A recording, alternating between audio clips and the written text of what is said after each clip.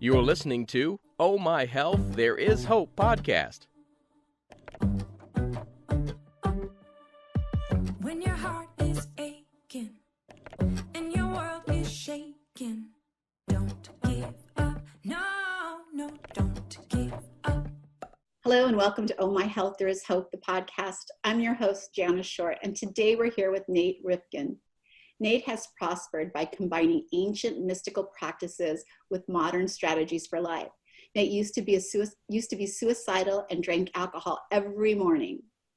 He dropped out of college, went broke, bankrupt, and even worked on the street corners waving around a sign. However, Nate learned a little known spiritual discipline that helped him transform his thoughts, emotions, and financial life. He's currently studying for his doctorate in Chinese energetic medicine, and his book, The Standing Meditation, is highly reviewed and has already hit the #1 new release in multiple categories on Amazon. Nate lives in Golden, Colorado with his lovely wife. I love Colorado. I was just there in Colorado Springs to visit my beautiful grandkids. So yay! Welcome, Nate. Oh, thank you for having me. I'm honored to be here and honored to have you in the state of Colorado too. It was beautiful. They don't live there. They live like in Rifle. My daughter works in, Aspen, but we had to babysit and I did not want to be stuck in a house with 4 kids. So I asked them, just drop them off on your way to the airport at Wolf Creek Lodge. Nice. So that we could just open the doors and like go have fun and not like be stuck in a house trying to think of things to do for 4 kids. Oh, that's beautiful. Cool. Very Beautiful cool. City. I have the thing I ask all my guests. I'm going to ask you. I ask all my guests if they will share a story of hope, because honestly, those journeys we're on were given to us for a reason. And when we share them, like we create hope and change in the world. So do you want to share a story of hope with us today? I'd love to. So my story of hope begins with me in a very dark place because I come from a very emotionally shut down family. Parents had no idea how to raise kids. And I was a really depressed, angry child. And as I grew up, I got more and more depressed as all that just anger turned inward on myself. And I went to school and I saw these other kids who were making friends and they were happy and they seemed to be having fun. As we all got older, they'd go on dates and I was awkward. I was depressed. And I remember in high school on prom night, I stayed home and watched TV. So I thought maybe college would be a new beginning for me. But the day I showed up on campus, I realized that even if I was around new people, nothing was going to change as long as I was still the same person on the inside. So I felt invisible in this sea of strangers. I still could not get a date to save my life. Didn't know how to make new friends. And I started letting my grades slip. They just plummeted off a cliff because I didn't care. But I did have a desire to be an entrepreneur of some sort. So after 3 semesters, I actually dropped out of college. I said goodbye to nobody. I think the only person who knew I was gone was my roommate because he probably walked in after the break and saw like half the dorm was like missing all the stuff. And I moved to Boulder, Colorado. And I actually started studying, I really started to hustle. I started studying marketing, business, advertising, and started working hard. I actually started an online-based business in the fitness niche. And I dove into self-help, like goal setting, visualization. I set financial goals, personal goals, like health goals. I even had a vision board. It was like one of those big, like 2x3 foot white boards with or white pieces of paper. And I like glue sticked like stuff I wanted on it. When people, on the rare times anyone ever came over, I'd like hide the vision board. I was like so embarrassed about it. So I was working hard, but I was working hard. I had a bookshelf full of self-help books and I was really believing in it. But I was also funding the business on my own personal credit cards. And I had some hit or miss success. I was making sales, but I started to go deeper into debt. I'd max out this credit card and then I'd max out the next credit card and the bills would come in the mail and I'd like drop them on the floor. And then I'd take another envelope and drop it on top and out of sight, out of mind, which is a terrible financial strategy. Did not work. And it was scary. I started to wonder, how am I going to pay my rent? I started to imagine, like, is someone going to like bust down my door one day and drag me out of there because I just couldn't afford anything? And it was very scary. And even worse, I was very, very depressed because I was a grown man, but I still felt like the same loser from high school. I had these looping and looping self-hating thoughts, and sometimes I'd end up in the fetal position on the floor, silently crying. At my worst, I felt like killing myself. So I even started to drink alcohol every morning, like Smirnov's triple distilled vodka. I still remember the big glass bottle. I'd fill up a couple of shots into a glass, and I'd fill an equal part like an energy drink. And that was my breakfast every morning. And that's how I got through the day. Sometimes I'd have another one like early afternoon to keep going. And I stopped with the self-help. I felt so bitter and jaded. All the books started gathering dust on my bookshelf. I just figured it didn't work. Something was missing. So one day, though, I had a teacher at the time in the business realm, and he had a bunch of students, and he was into self-help stuff too, but he was also into a spiritual tradition called Taoism. And I knew nothing about it, but I started to learn it. It was fascinating. It was like, I learned how martial artists would use Taoist meditation for thousands of years to increase their sensory perception. They'd like meditate in caves and on mountaintops, and some would become enlightened. And I'm like, I don't know if this is legit or not, but this sounds really cool. So I was inspired enough to start meditating every day. And I learned a meditative practice. The one I learned was done in a standing position. And it's with your knees a little bit unlocked. So it's really physically challenging at first. So I promised myself, all right, I'll start with a minute. And I did it in the morning. Like I'd shower, brush my teeth, and I'd do a minute of this meditation. And I still drank, by the way. So after I'd meditate, I'd still go drink alcohol. Like I'd walk over to my living room and I'd pour myself the same drink. But a funny thing happened. As the days went on, I started to feel like a pleasant buzz from this meditation. I was like, oh, this is kind of cool. I'm feeling kind of good. And as time went on, the buzz I'd get from meditating started to catch up to how good I felt from drinking alcohol. And one day, I was feeling good enough for meditating that when I took a drink of alcohol, I actually didn't feel any better. I just felt more drunk. I'm like, okay, this is interesting. Wonder what's going to happen? Is this trend going to continue? 2 days later, I do my meditation. I'm feeling good.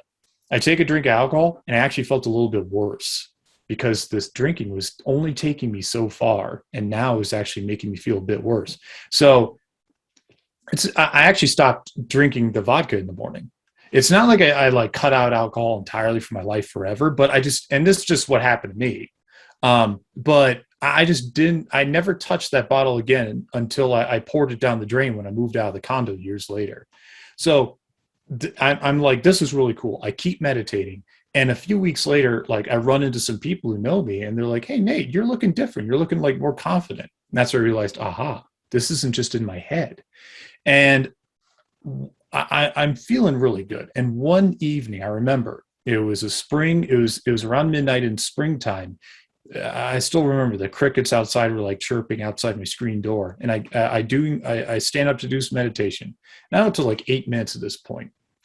And I felt like my body was like glowing like the sun. And I felt so good. I remember sitting down on my futon and I think to myself, I'm going to dedicate my life to this because this is the best thing that's ever happened to me in my life. That was about 12 years ago, more than 12 years ago. And I kept that promise. And today, my mission is to tell people about the power of Taoist meditation and how it can help you finally let go of what you need to let go and live the life you really want to live. So first of all, I love that you talk about how you read all these self-help books, and after a while they just weren't the right self-help books and they just collected dust. And yet now you have a beautiful self-help book.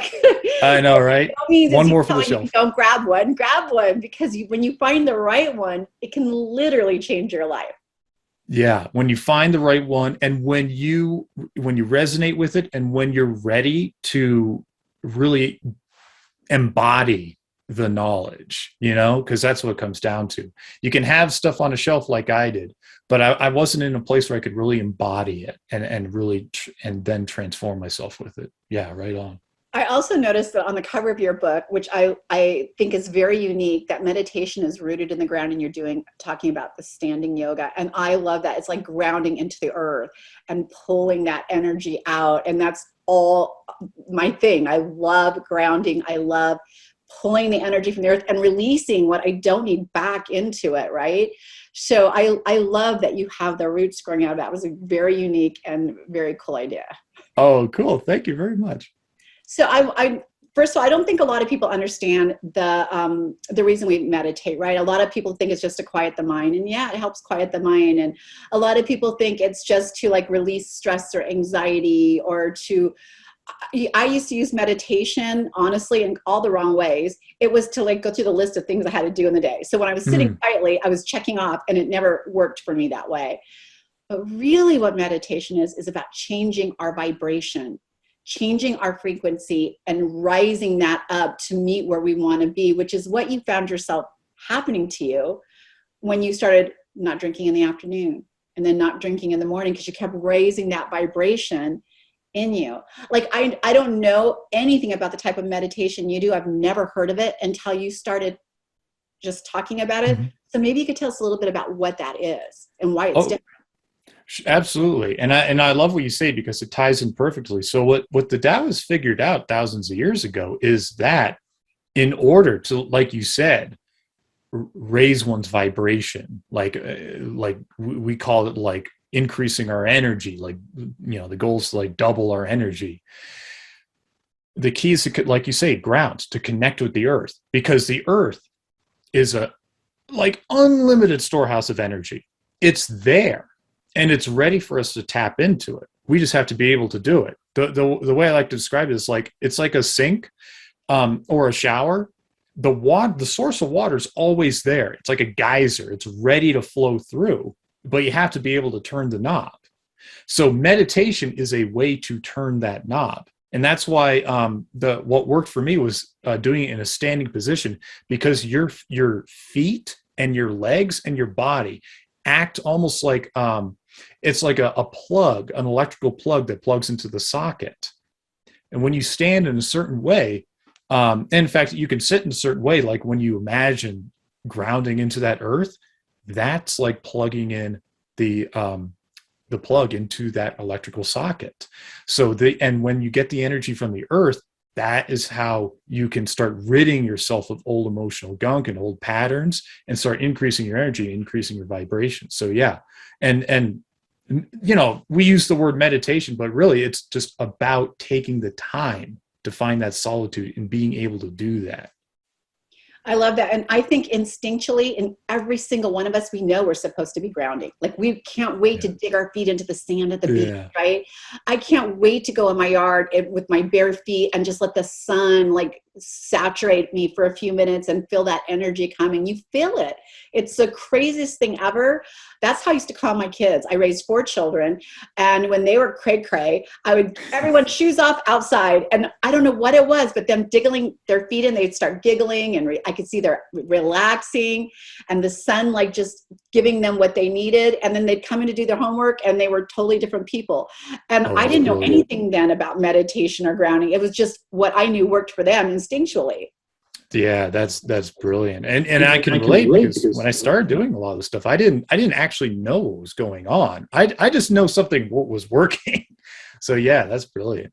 And here's the thing. You were talking about your younger self going through college and never feeling like you were being seen or fitting in, feeling awkward. When you change your vibration, that changes. Like we attract what we put out in our vibration and frequency, right? So if I'm withdrawn and I'm an introvert and I shy away from things, or I'm not really engaging like on a regular basis, that's what you attract. But as that energy changes and that frequency changes in you, and you start putting that out, that's what you attract back to you. And it's, if one of my kids again came to me complaining about something that went on in school, and so-and-so did this and so-and-so did that, the minute they were done, I'd say, come here. And I point them into the direction of the mirror. That's why. That's the energy you're putting out there, sweetheart. If you changed one thing, I promise you your whole day would have changed. And so instinctually, even as a mother, again, not knowing about that, I knew common denominator, 6 other people doing everything wrong. It's probably within that common denominator. So I love that you are also explaining how it changed your personality and how you perceive the world and interacted with the world.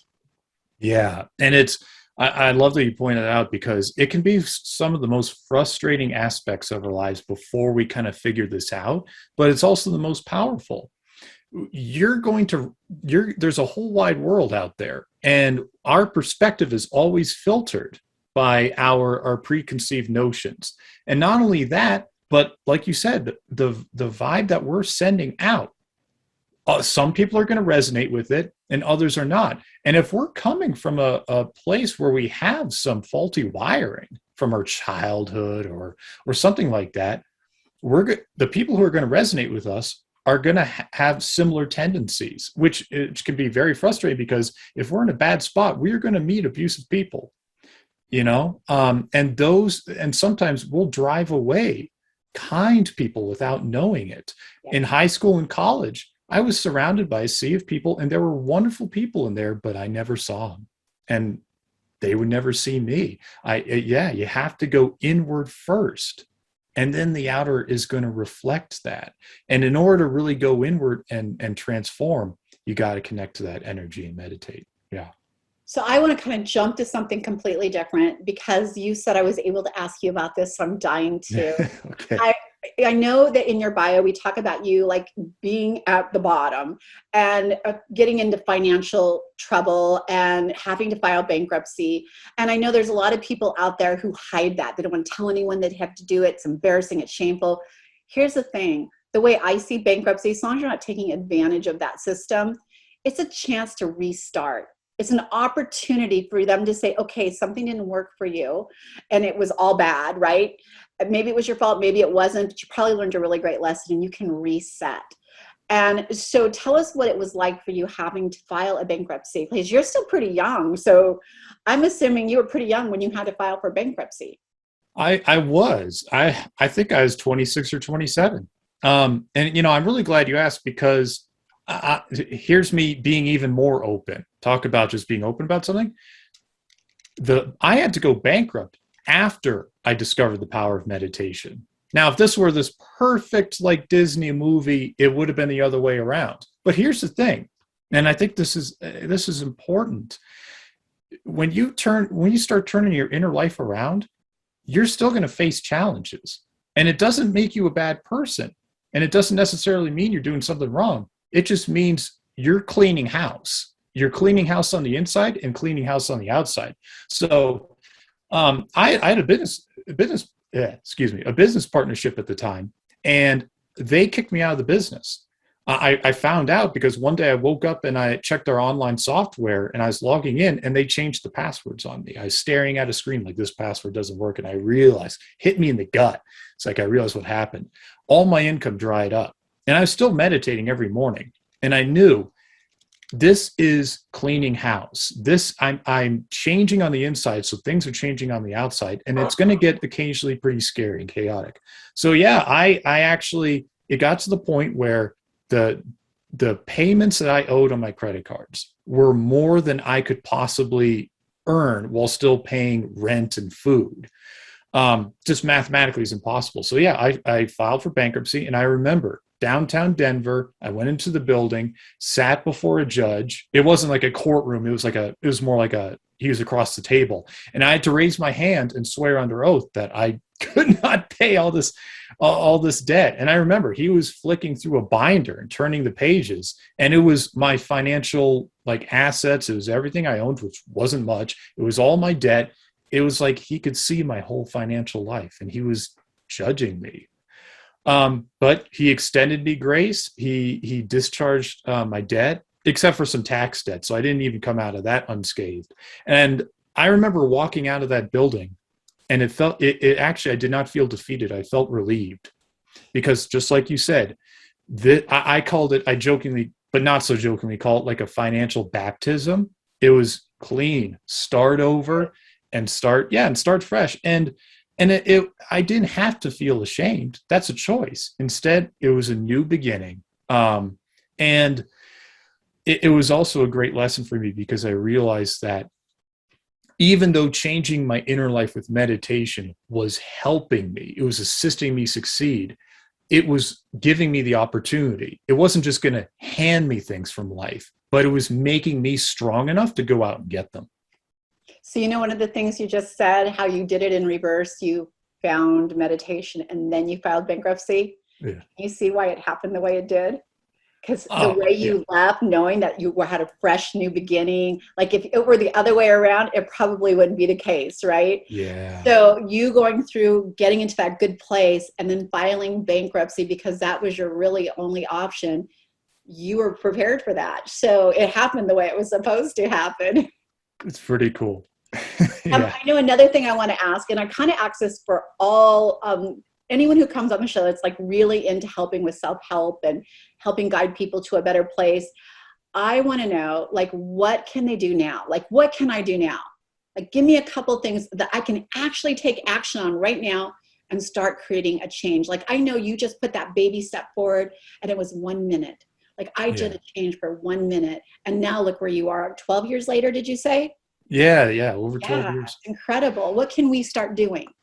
Here's the 1 minute thing you can do. A lot of people, when they hear meditation, and I totally get this, they're like, I've tried that. I don't know. And it ended up being like looping thoughts, or I went over my to-do list. It was a great to-do list exercise. And I get that. So here's what to do instead. You take one hand, take your left hand and put it on your belly. You take your right hand and put it on your chest. And then you start breathing. And your task is to make sure your left hand on your belly rises and falls with your breath, and that your hand on your chest remains more still. So this is a feeling, a kinesthetic way of making sure you're fully breathing into your belly. Now, this does a lot of things. It's going to reduce stress. It is going to get more oxygen to the deepest parts of your lungs. And it's also going to give your internal organs a massage. And it's going to take the energy from looping in your head and bring it down into your belly. So it's almost like the microcosm of grounding. You can ground into the earth, but you can also ground within your body. And as you do this, pay attention to the feelings and sensations you have in your belly. So what does this do? I'll give away the secret. You're redirecting your thoughts from looping in your head to feeling in your belly. And you're changing from an analytical state of mind to receiving in terms like sensations. As a result, your mind, as you keep doing this, your mind will quiet down and you will slip into a state of meditation. And that's the secret. You're not actually like, oh, okay, I'm going to meditate. All right, let me shut off my mind. Oh, that was a thought. By focusing on the breath, you're actually engaging in exercise that allows you to arrive at meditation. And it's still a really healthy exercise to do in the meantime. And I do this every day. I think that is the best tip I've gotten the whole year. Yay! Seriously, I think it is. Cool. And so the last thing I'm going to ask you, we have a few more minutes, is what's the dirt on creating a successful habit? Like, people are like, I've tried, it didn't work. I tried that, it didn't work. But if you're a smoker, that's a habit that you created without even being aware of it. So what's the dirt on creating a successful habit? All right, here's the dirt. So the deep breathing exercise I just talked about, let's use that as an example. And to make this extra fun, let's say you're a smoker. Why not? Let's just take it and roll with it. The way I discovered how to implement a habit accidentally, because you remember my story, I would get up in the morning, brush my teeth, I would do this meditation, and then I would go drink alcohol. What I was doing, and I started with 60 seconds, what I was doing was I discovered how to sandwich a healthy habit into my life and even harness the power of a bad habit. So here's what someone could do even if they're a smoker. If you get the urge to smoke that cigarette, promise yourself that you will do 60 seconds of that deep breathing exercise first, and then you can have your cigarette. Just like I did that 60 seconds of meditation, and then I could go drink. And I added 5 seconds a day, because what happens is you're building out a habit every day, and you do this every day, and it does not matter if it's 60 seconds, because if you do it daily, it will become part of your identity. And then what will happen is, as you engage in the deep breathing and meditation practice, your vibration will raise up and you will start to repel your bad habits. They'll just start to feel off. They'll feel wrong and they'll slip away. So that's the dirt on building a new habit, is you find out where in your schedule you can slip it in. I don't like to use specific times like 8:30 p.m. I like to use what's already existing in your schedule. Like it could be, okay, when I stop work for the day, or right before I go to sleep. Just pick a time, add in that habit, and start to expand on it little by little. And even use a bad habit, so that it's like, okay, I'll still, watch Netflix. I'll still scroll on Facebook, but I got to do 60 seconds of meditation first. This is the way of like extracting the footholds that bad habit has on your life and using that energy to build the new one. So again, I like kind of tricking myself into doing something really good. And it's battle tested. This is how I installed that new habit. And I think anyone else could do the same. By the way, this has been amazing. Can you tell people where they can connect with you? And after you tell them, I want everyone to know that are listening that this will all be in the show notes as well. But I always ask our guests to invite you in personally. And so you can find everything he's going to tell you about in our show notes. But where can they find you, Nate? Oh, thank you. The best way is the website, thestandingmeditation.com. And actually right now that goes straight to the book's Amazon page, because honestly, the book is the best. My book is the best way to connect with me. Because I wrote that for anyone who's starting at square one. What do? I take you by the hand, step by step. And I use a lot of these stories to help, transform your life. So I'm a huge believer in reading things that are feeding my soul and my body. So I am totally going to be getting your book. I clicked on that. And he's also got a website that I think you guys should all visit. So I'm going to put both of those in there because I did not have this link. So I'm glad that you said that. Now I have that link, and I'll make sure that it's all included so you guys can find him very easily. Nate, thank you so much for sharing that story with us. It was amazing. Thank you. Oh, thank you. I was honored to. Thanks for listening to the Oh My Health, There Is Hope podcast. Make sure to visit Jana's website, bestholisticlife.com, where you can subscribe to the show on iTunes, Google Play, or listen there, so you'll never miss an episode. While you're at it, if you found value in the show, we'd appreciate a rating on iTunes, or if you simply tell a friend about the show, that'll help too. Let's change the world together, one health expert at a time. Looking forward to seeing you next time.